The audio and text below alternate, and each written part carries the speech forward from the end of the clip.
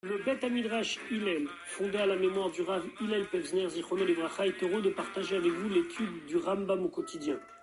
Une étude instaurée par le Rabbi en 1984, 5744.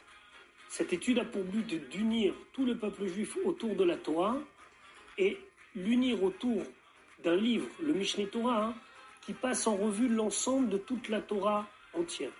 Comme le Rabbi l'a écrit, Yesh leit ached, il faut s'unir.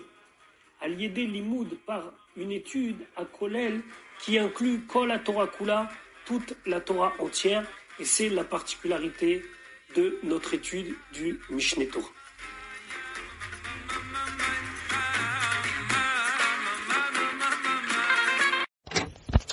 Shalom Uvracha, nous allons étudier aujourd'hui le Perek Shishi, 6e chapitre des Ilchot Klei HaMikdash ve'Ovdim Bo, les lois concernant les ustensiles du Mikdash et ceux qui y travaillent, toujours dans le Sefer Avoda, dont donc le 8e livre du Rambam, celui consacré au service du temple.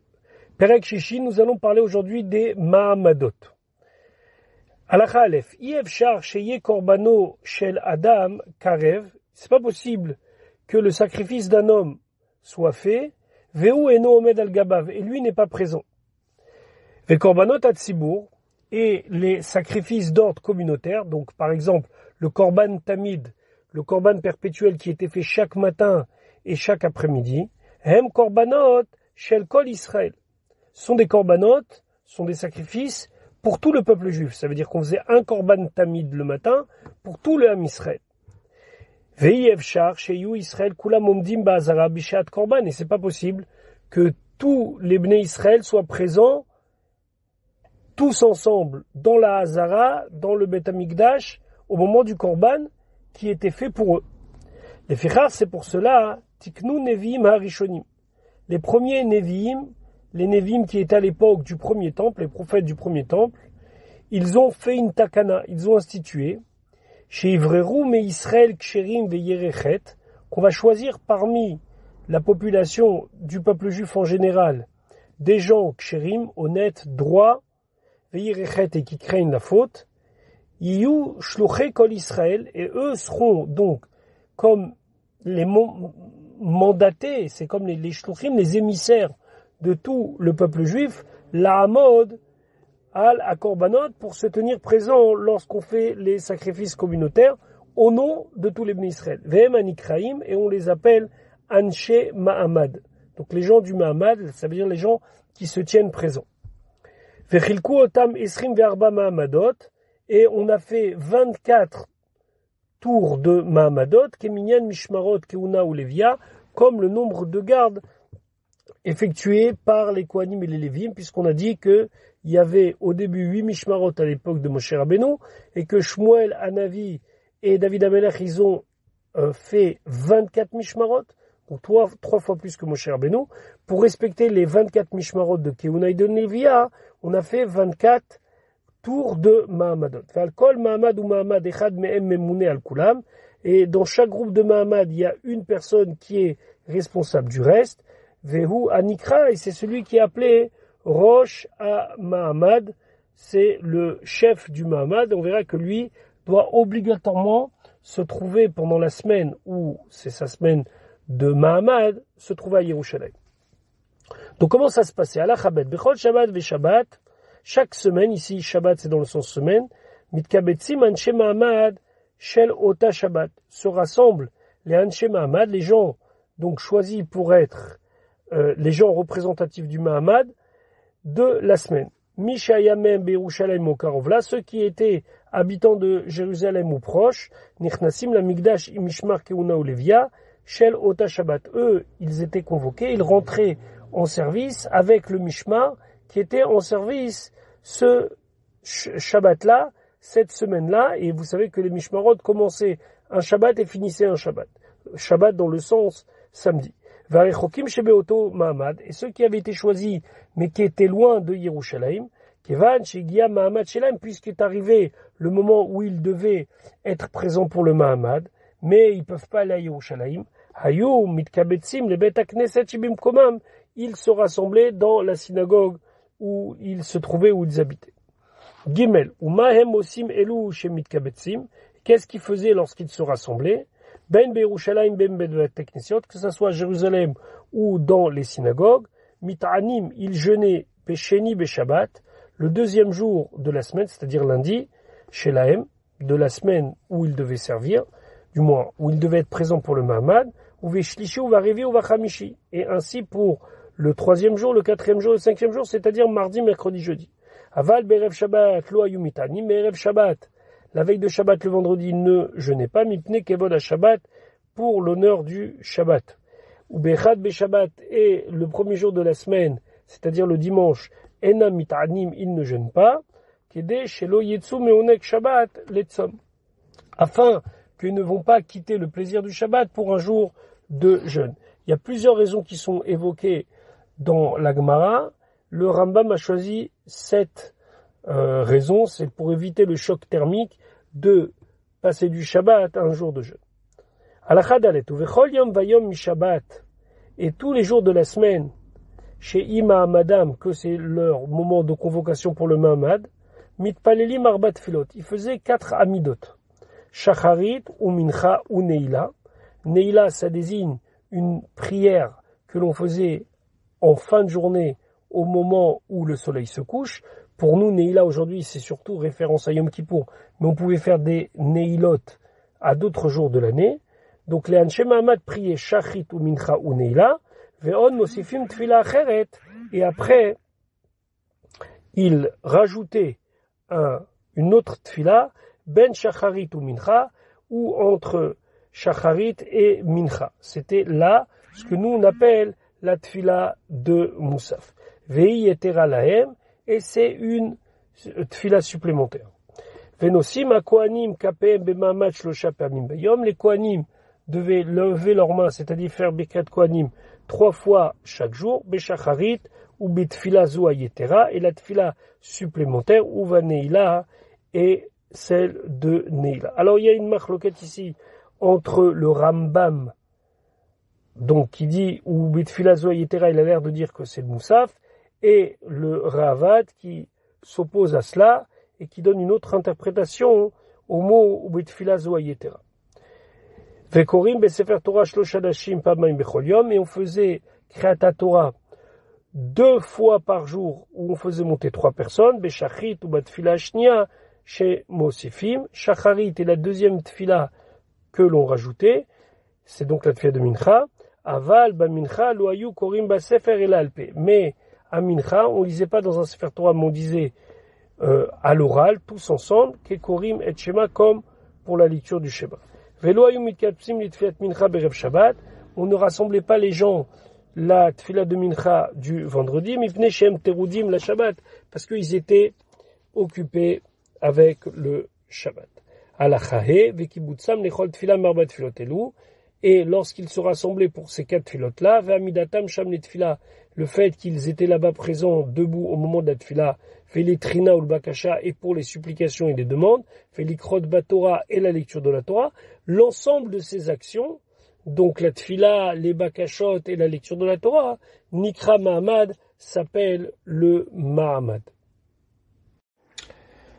Alachavav, Uvame Hayu Korim. Et qu'est-ce qu'il lisait dans cette Kreata Torah?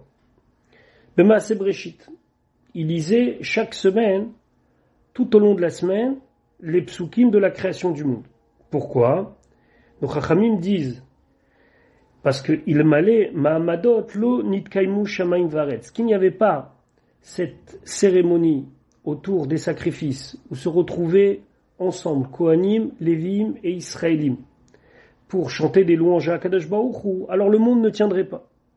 Donc on va faire Kreata Torah en 6 jours pour rappeler les 6 jours de la création. Bayom Harishon, le premier jour, donc le dimanche, Korim, on lit Bereshit et Yeirakia. Ça veut dire ce qui a été créé le premier jour et le deuxième jour.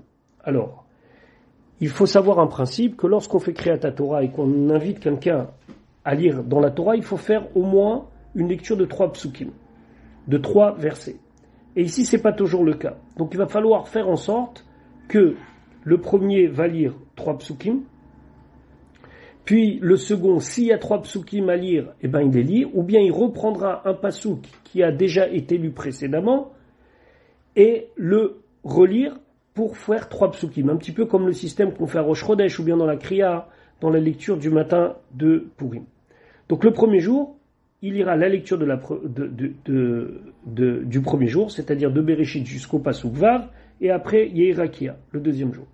Bacheni, le deuxième jour, Yehirakia, on reprend ce qui a été créé le deuxième jour, donc le morceau de Yehirakia, Ve Yikavu Hamayim, mais celui du troisième jour. Bashlishi, le troisième jour, donc mardi, on reprend Yikavu Hamayim, Vei Meorot, et la lecture de ce qui a été créé le quatrième jour. Barevi, le quatrième jour, donc mercredi, Yei Meorot, les psukim concernant la création faite le quatrième jour, Vei Yishretsu, et celle du lendemain. Bachamishi, le jeudi, Yishretsu, on reprend donc toujours le passage, Vetotse Haaretz, et ce qui a été fait Bashishi, le sixième jour, Totse Haaretz et Vaichulu. Et comme ça, on lit l'ensemble de Maaseh Bereshit sur la semaine. Alors, on va pas rentrer maintenant techniquement parlant comment on coupe, parce que selon le nombre de psukim, alors on va couper des fois 3 psukim, des fois 4 psukim, des fois 2 plus 1, ça dépend. Mais le Rambam dans la Chazaïn, il nous donne un principe. Parasha Gdola, si c'est un paragraphe grand, Korim Ota Bishneim, on lit 2 personnes dans ce paragraphe. Quand on dit Parasha ici, c'est pas dans le sens que nous on dit Parashat Hashavua, c'est dans le sens paragraphe. Ou Ktana, si c'est un petit paragraphe, Kore Ota Echad, une personne lit le petit paragraphe. Ou Shte Parashiot chez Korim Shacharit, et les 2 morceaux que l'on lit le matin, c'est-à-dire par exemple, prenons le dimanche matin, on lit Bereshit et Yehirakia, c'est ce qu'on va relire la deuxième fois, dans la deuxième tfila, dans le Sefer Torah, et à Mincha, comme on l'a dit précédemment, on fera cette lecture, mais cette fois-ci, Alpé, comme on lit le schéma, c'est-à-dire que tout le monde dira ensemble les psukim, sans avoir besoin d'appeler des gens à la Torah. Pendant les 8 jours de Chanukah, on ne faisait pas la cérémonie du Mahamad à la tfila du matin. Et tous les jours où il y a un korban supplémentaire à korban Moussaf, on ne faisait pas de Mahamad, ni au moment de la deuxième tfila, ça veut dire du Moussaf, et ni au moment de Mincha. Pourquoi? Les gens, on ne peut pas trop les retenir. Chanukah, il y a le Hallel complet. Ça prenait du temps. Rosh Chodesh, il y avait, c'est vrai, le petit Hallel, puisque le Hallel de Rosh Chodesh, c'est que un minag, mais il y avait le Korban Moussaf, c'est minimum 2 bêtes à faire. Donc, ces jours-là, lorsque la tfila, elle était donc accompagnée du service des Korbanot qui était trop long, on ne faisait pas les Mahamadot. Donc, par exemple, Chol Yom Sheyesh Bo Korban Moussaf, comme Rosh Chodesh, on ne fait pas les Mahamadot ni à Shacharit, ni à la tfila Shnia, ça veut dire à Moussaf, et là, Beshacharit ou Beneila Bilvad. À Shacharit et à Neila et pas à Mincha. Chol Yom Sheyesh Bo Korban Haitzim, tous les jours où il y a le Korban Haitzim, on va expliquer tout de suite c'est quoi. Lo Ayubo Mahamad Beneila, on faisait pas le Mahamad à la Neila, et là, Beshacharit ou Betfila Shnia ou Bemincha, à Shacharit, à la deuxième tfila, ça veut dire à Moussaf et à Mincha. C'est quoi ce Korban Haitzim, le sacrifice des bois? Alachatet ou Mao Korban Haitzim, c'est quoi Korban Haitzim? Zman Kavua Hayu les Mishpachot. Il y avait des temps fixes pour chaque famille. La Tset, la Yeharim, partir dans les forêts. Les Avi et Tzim la Maracha, pour amener du bois, pour alimenter le foyer du Misbeach. Yom Shiagia Livne Mishpachazo les Avi et Tzim. Et le jour où cette famille devait amener du bois, Ayum Akrivim Olot Nedava, il faisait des sacrifices cadeaux, entre guillemets. Vezeu Korban Haitzim, c'est ce Korban Haitzim. Donc ils avaient une espèce d'obligation d'amener, puisqu'ils s'étaient engagés à amener du bois, mais aussi des korbanot. Vehaya laem kmo yom tov, c'était comme un yom tov. Donc c'était pas mamash yom tov, c'était pour eux comme un jour de fête. Vasurim bo besped ou vetanit ou vesiat melacha. Ils n'avaient pas le droit, dans le cas où ils avaient un enterrement, de faire d'oraison funèbre, ou de jeûner, ou bien de travailler. Vedavar zeminag, et ceci est un minag. Alors on avait toute une liste de jours de fête qui ont disparu. On a un endroit dans le chasse qui s'appelle Megillat Ta'anit, donc c'est pas intégré même au chasse de Gemara, mais c'est souvent étudié en même temps que Maseret Ta'anit ou Maseret Megillah, où on avait plein de jours de fête tout au long de l'année pour commémorer des victoires ou d'autres choses. Il y avait des familles qui savaient que tel jour et tel jour, ils avaient un jour de fête. Par exemple, on a une famille qui avait un jour de Korban Haitzim qui était le 10 Av, le lendemain de Tisha B'Av.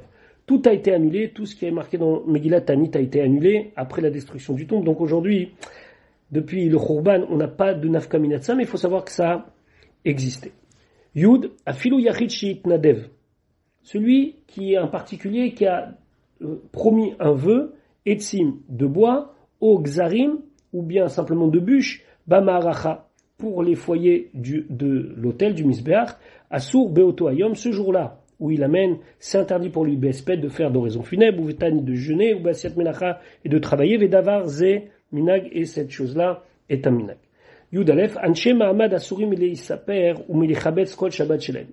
Les gens qui étaient convoqués pour le Mahamad, ils n'ont pas le droit ni de se couper les cheveux, ni de laver leurs habits pendant toute la semaine.